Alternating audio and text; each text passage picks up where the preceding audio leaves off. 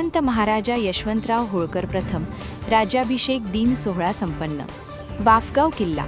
आज वाफगाव गाव किल्ला येथे श्रीमंत महाराज यशवंतराव होळकर प्रथम राज्याभिषेक निमित्त विविध कार्यक्रमाचे आयोजन करण्यात आले। सर्वप्रथम पालखी सोहळा मिरवणूक काढून वाफगाव किल्ला येथे पोहोचली।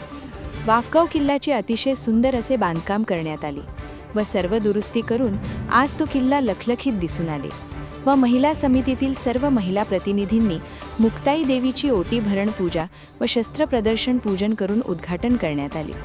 तसेच राजे भूषणसिंग होळकर यांच्या हस्ते महाराजा यशवंतराव होळकर यांचा सर्व धनगर समाज बांधवांच्या उपस्थितीत मध्ये राज्याभिषेक करण्यात आले व तसेच तळी पण उचलण्यात आली। तसेच भूषणसिंग होळकर यांनी एक असा संकल्प केला की या वाफगाव किल्ला समितीच्या सर्व प्रतिनिधी जे निवड झालेले त्यांनी पुढील कार्यक्रमाची आखणी स्वतः करावी। तसेच महाराजा यशवंतराव होळकर यांचा पूर्ण कृती पुतळा हा या वाफगाव किल्ल्यामध्ये बसविण्यात येईल। तुमच्या सगळ्याच्या एकजुटीने आज शूरवीर यशवंतराव होळकर यांचा इतिहास जर पाहायला गेला तर फार धाडसी होता आणि तो आज आपल्या सर्व समाज बांधवांना जिवंत ठेवायचा आहे, असे राजे भूषणसिंग होळकर यांनी सांगितले। तसेच राजे भूषणसिंग होळकर यांनी प्रत्येक जिल्ह्यातून, तालुक्यातून, महाराष्ट्राच्या कानाकोपऱ्यातून येणाऱ्या सर्व समाज बांधवांच्या शब्दसुमनांनी स्वागत केले व या कार्यक्रमाला आजी माजी मंत्री आमदार उपस्थित होते। तसेच या अभिषेक सोहळ्यासाठी संपूर्ण धनगर बांधव समाज हा एकटून वाफगाव किल्ले येथे आले व महिला प्रतिनिधींचीही उपस्थिती प्रचंड प्रमाणात होती। वाफगाव किल्ले येथे जो यशवंतराव होळकर यांचा अभिषेक कार्यक्रम संपन्न झाला त्याबद्दल विविध समाजांच्या महिला बांधवांनी आपापल्या प्रतिक्रिया नारी शक्ती न्यूज चॅनलला दिल्या। जय मल्हार। डॉक्टर उज्ज्वला हाके, पुणे जिल्ह्यातील वाफगाव येथे श्रीमंत महाराजा यशवंतराव होळकर यांच्या राज्याभिषेक दिनाचा सोहळा अत्यंत उत्साहात पार पडला आणि या कार्यक्रमाचं नियोजन जे आहे ते नियोजन श्रीमंत भूषणसिंग होळकर महाराज यांच्या वतीने झालं आणि यासाठी महाराष्ट्राच्या कानाकोपऱ्यातून महिला भगिनींनी अतिशय उत्साहात सहभाग घेतला। या ठिकाणी महिलांच्या हाताने शस्त्रपूजन झालं, त्याचबरोबर राज्याभिषेक सोहळा जो झाला या सोहळ्यामध्ये आम्ही सर्व आनंदात सामील झालो।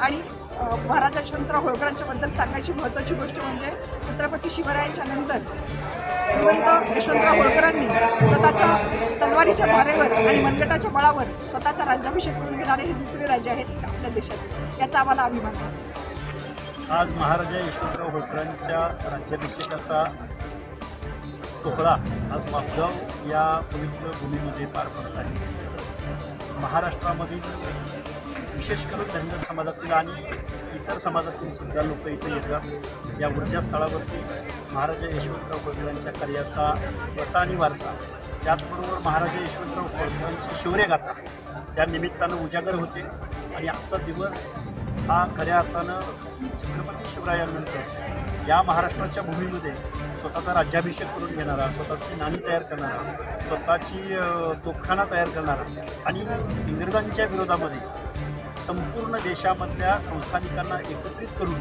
इंग्रजांच्या विरोधामध्ये लढायला प्रवृत्त करणारा असा हा महाराजा यशवंतराव होळकर त्यांच्या या वाफगावच्या कर्मभूमीमध्ये जिथं त्यांचा जन्म झाला किंवा जिथं राज्याभिषेक त्यांनी घडवून आणला त्या भूमीमध्ये खऱ्या अर्थानं आल्यानंतर वर्षभराच्या लढाईसाठी, वर्षभराच्या संघर्षासाठी ऊर्जा मिळते आणि आज इथं आल्यानंतर खरं तर महाराजा यशवंतराव होळकर हे इतिहासाने दुर्लक्षित केलेलं पात्र।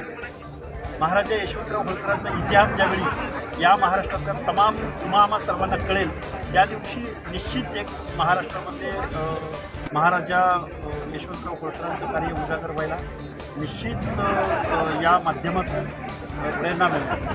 खऱ्या अर्थानं आजचा राज्याभिषेक सोहळा मातोश्री अहिल्यादेवी होळकरांचा जयंती महोत्सव, सुभेदार मल्हारराव होळकरांचा जयंती महोत्सव हे कार्यक्रम खऱ्या अर्थानं ऊर्जा देणारे आणि महाराष्ट्राच्या सीमा या नर्मदा नदीच्या तीराच्या पलीकडं आत्ताचं अफगाणिस्तान आहे त्या अफगाणिस्तानच्या कटकपर्यंत घेऊन जाणारे म्हणजे छत्रपती शिवरायांचं मराठी साम्राज्य खऱ्या अर्थानं आत्ताचा जो भारत आहे त्या भारताच्या सीमेपर्यंत घेऊन जाणारे जर कुठले राज्य होते तर ते छत्रपती महाराजा यशवंतराव होळकर होते आणि त्यांच्या इतिहासाचा, त्यांच्या शौर्याचा आणि त्यांच्या कुळामध्ये जन्म आल्याचा आम्हाला अभिमान आहे आणि आजचा हा राज्याभिषेकाचा दिन वर्षभराच्या आमच्या लढाईसाठी ऊर्जा देणार आहे।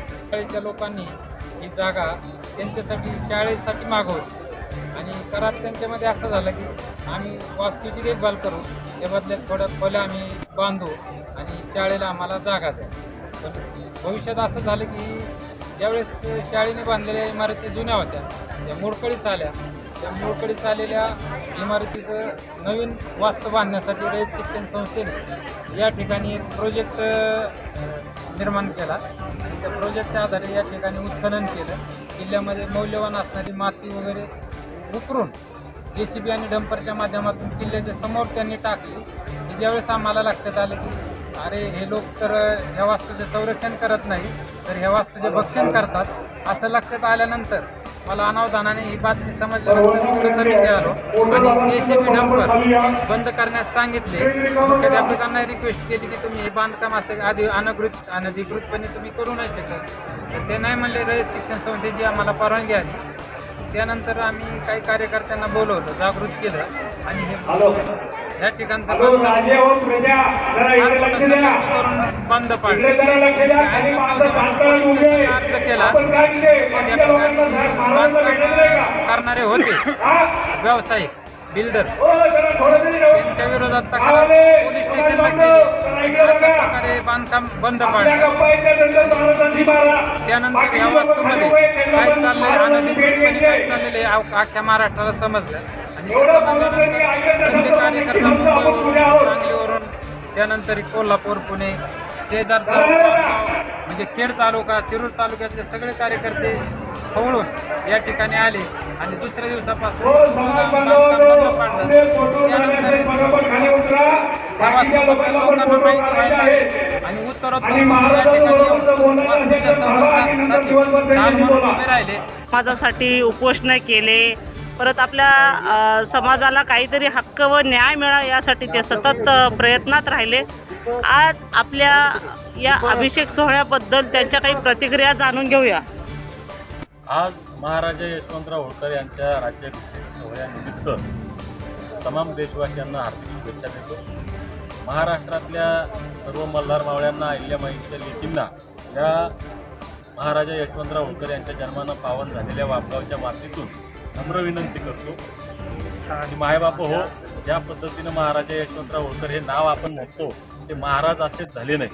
प्रचंड संघर्ष करत आपलं स्वकीयांबरोबर परकीयांसोबत लढत त्यांनी स्वतःचा राज्याभिषेक करून घेतला आणि विशिष्ट राजा झाले. हा इतिहास आम्ही आठवला पाहिजे आणि या इतिहासापासून प्रेरणा घेऊन, या संघर्षापासून प्रेरणा घेऊन आमचं अस्तित्व निर्माण करण्याचा, आमचा स्वाभिमान जपण्याचा, एक वैभवशाली, ज्वाजल्यशाली इतिहास घडवण्याचा संकल्प आजच्या दिवशी केला पाहिजे. नवीन इतिहास घडवण्यासाठी आम्ही सज्ज झालं पाहिजे.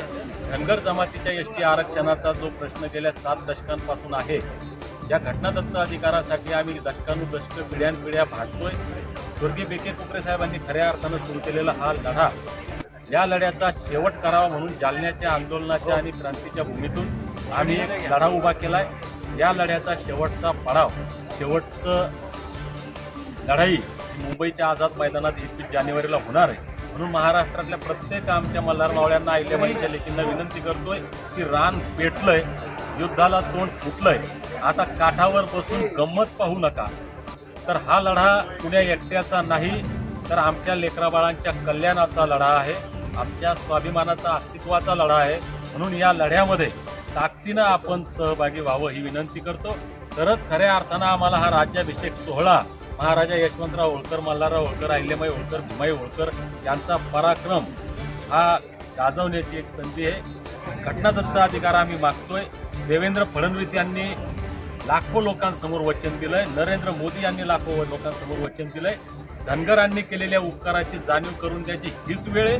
आणि या दोन्ही राजांनी, नरेंद्र मोदी आणि देवेंद्र फडणवीस यांनी धनगरांना दिलेला शब्द पाळावा, यासाठी त्यांच्यावर दबाव निर्माण करण्याची आणि आमचं कल्याण करून घ्यायची हीच ती वेळ आहे. म्हणून भावांनो पुन्हा एकदा विनंती करतो, आपसी गट तट मतभेद, पक्ष, संघटना सगळं बाजूला ठेवून मी समाजाचं काहीतरी देणं लागतो. समाजापेक्षा दुसरं काहीच महत्त्वाचं नाही ही भूमिका घेऊन प्रत्येकानं या लढ्यामध्ये सहभागी व्हावं. एकट्यानं काहीच होत नाही, एकीनं काही होऊ शकतं. म्हणून सर्वांनी मिळून हा लढा लढूया, जिंकूया आणि आमच्या लेकराबाळांचं कल्याण करूया. परत एकदा या पावन पवित्र अशा मातीतून सर्वांना राज्याभिषेक दिनाच्या शुभेच्छा देतो. जय मल्हार.